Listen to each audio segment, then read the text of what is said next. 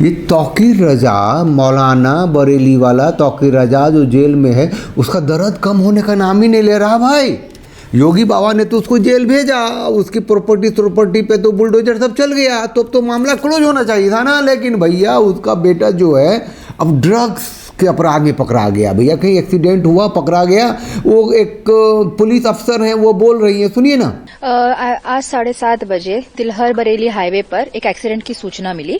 जब वहां पे पुलिस मौके पे पहुंची तो एक युवक था जिसका नाम पता पूछने पर उसने खुद का नाम फरमान बताया, जो तौकीर रजा का पुत्र है। तलाशी के दौरान गाड़ी में जो बैग थी उसमें बैग की तलाशी के बाद उस बैग में एक सफेद कलर की एक पुड़िया थी जिसमें हमें संदिग्ध एक पदार्थ मिला। साथ ही में एक सिरिंज भी मिली, वो उसने व्यक्तिगत उपयोग के लिए ये रखा हुआ था।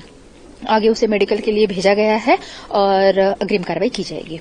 तौकीर रजा का बेटा है, नाम फरमान है, मिला है ड्रग्स, ये जाएगा लंबा।